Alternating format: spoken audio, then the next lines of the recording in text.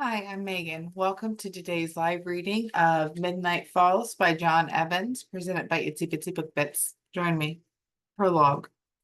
50 miles north of Fairbanks, Alaska, February 5th, 1992.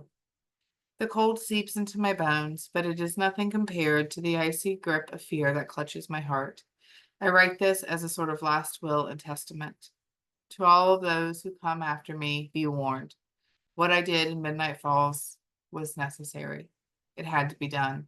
That God-forsaken nightmare and the fiendish creatures who called it home had to be stopped. They, who had for centuries feasted upon humanity, had to be purged from this world. They weren't human, not really. Oh, they walked and talked like us, wore the masks of normalcy with ease, but beneath the surface they were monsters, twisted and evil. They were demons, and Midnight Falls was the place the devil had set them loose. I did what I had to do 6 years ago, and I don't regret it.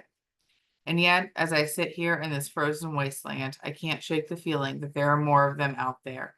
Small towns tucked away in the forgotten corners of the world where the monsters can run free and unchecked. Maybe they're lurking in the dark forests of Maine or the rugged mountains of Oregon and Washington. Maybe they're waiting, watching, hungering for their next victim. The more I think about it, the more I believe Midnight Falls was a trapped community, soon to be discovered, had it not been for what I did that night. It's the reason I'm writing this, what I am hoping to pass on to others so that my deeds are not forgotten and what evil the world was spared. The horror of that night still haunts my sleep, and there hasn't been a single night since then where I haven't awakened screaming in a cold sweat. Even on the nights I drink myself into a stupor, the nightmares still come to me and play out their horrors on the inside of my eyeballs, or the inside of my eyelids. Their voices ring in my ears, the screams and cries of those who were being torn apart, and the howls echoing through the long, lonely nights as the creatures burned. I hear them even when the moon doesn't shine. Those howls, those damned howls, are why I sit here now in this old hunting cabin in the middle of this wintry hellscape writing this. Here, where it is colder than a witch's tit and inhospitable to anyone, and yet I can feel their hot breath on the back of my neck. They're coming for me, the survivors of Midnight Falls. I know I can't run forever. I've seen them, the paw prints in the snow. They were there last night. They have come for me. They're out there in that white hell, hungry and waiting, baring their fangs, knowing soon they'd have their revenge. It started last week when I spotted the tracks for the first time. They were getting closer, bolder, more determined. I knew then I couldn't hide anymore. I had to face them, had to stand my ground and fight. But as the darkness closes in around me, I wonder if I made a mistake. Should I have left well enough alone and fled when I had the chance? Or had I done the world a favor by ridding it of those monsters? This isn't the first time they've caught up to me. It's been nearly 6 years since I've been on the run, hiding. At first, I thought I had gotten away, but it wasn't 9 months later, and I noticed the footprints. I saw those tracks. I knew not all of them had perished, and the survivors would be coming for me. The prints had appeared in the field behind my cousin's house. He'd mentioned them one day after coming in from an early morning hunting for turkeys. Turkeys are early risers and had themselves a regular butterball gala out in his field. In fact, those birds were the only reason he owned the field. Brent was no great shakes at farming and could never grow anything more than weeds. The oddest tracks I've ever seen, Brent had said, wiping his brow. Worry was etched in the deep lines and furrows of his ruddy face. I've seen coyote and dog tracks, but those are way too big. They looked for all the world like wolf tracks, but that dang sucker would have had to have been the size of a bear to make those. I'd waited until the sun had come up and made sure I had my trusty Remington in my hands before venturing out into the field. As I crouched in the tall grass examining the tracks, I couldn't shake the feeling that something was watching me. It was as if the trees and scrub that made up the rolling hills and mountains were alive and examining my every move. Sure enough, there had been at least 3 deep prints in the drying mud. Whatever had made them had been big, but there was something else I noticed that Brent had overlooked. To make those prints, the creature would have weighed a great deal to leave them so deep. Something massive and heavily muscled had to come into the field and stood right there to watch the house. I'd remained there for what seemed like hours, alternating from looking at the tracks to scanning the woods. I knew as I watched the trees, they were watching me.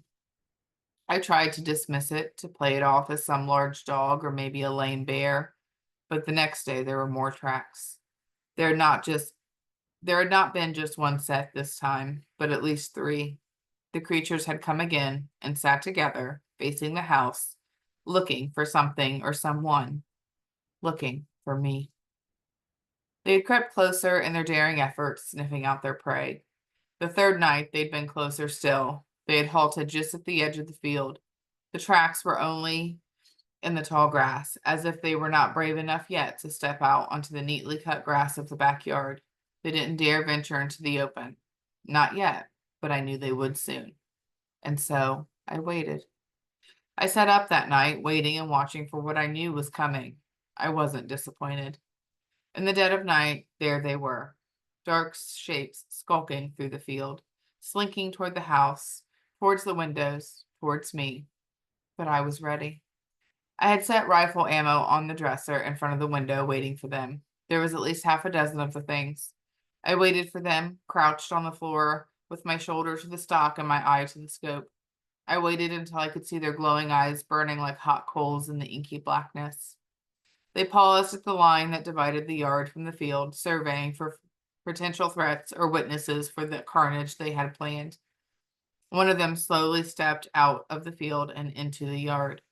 It put out one leg and set it gently down on the freshly mowed lawn, as if it were a swimmer testing the temperature of a body of water. In my frenzied haste, my finger pulled the trigger instead of squeezing it. The blast exploded into stillness, echoing through the air, utterly decimating the silence. The shot dropped, hitting the ground in front of the animal, and sent a plume of dirt and debris into the air.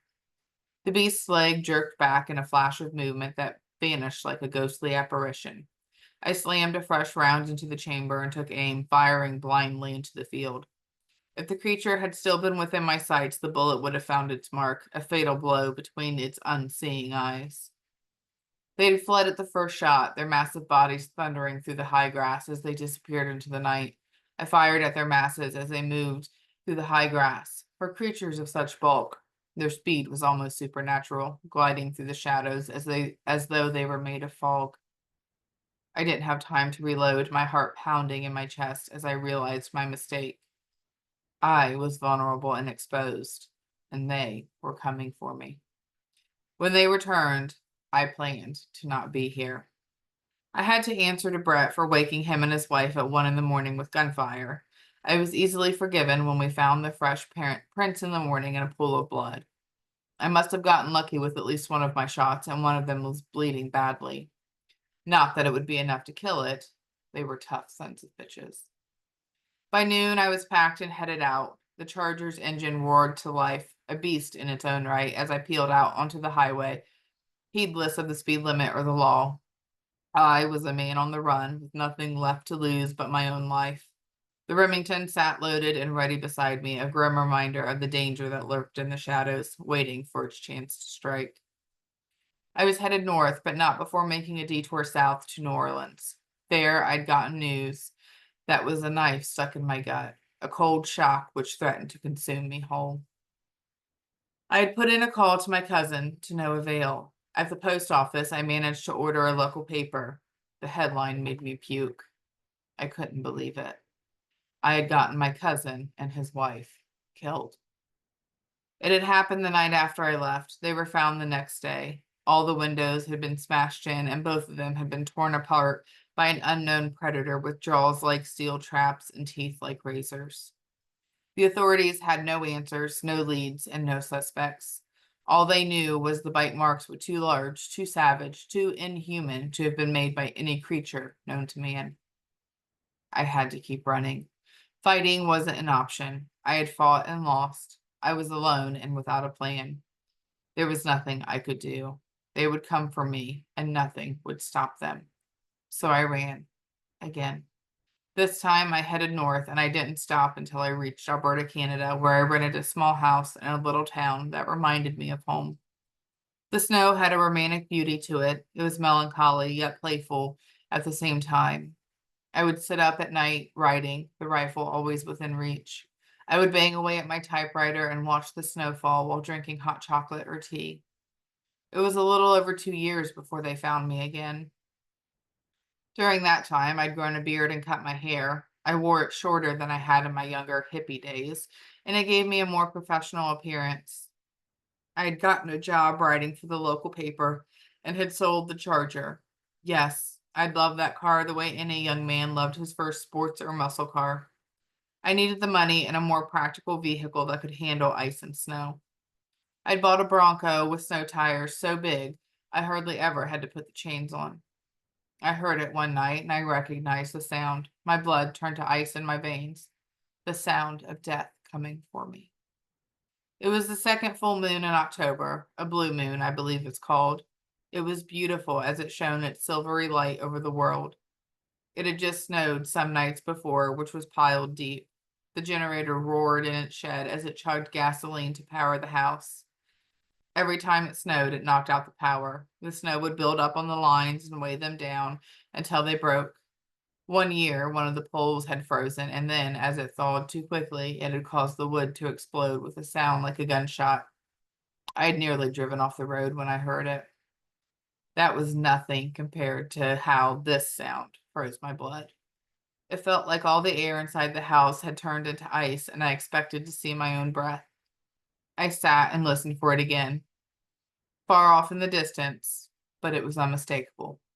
A howl. It could have been a wolf, I told myself, but then came the answering calls. It seemed as if it were a rather large pack now. After several sleepless nights, I'd awoken to horror. Footprints everywhere. They circled the house as if to draw a ring around me, warning others I was theirs and theirs alone. Dead carcasses had been left at both my doorsteps like an omen of my forthcoming doom. Each door had a large, bloody paw print. What scared me more were the footprints I found outside my bedroom window. They'd come right up to the pane and looked in on me as I slept.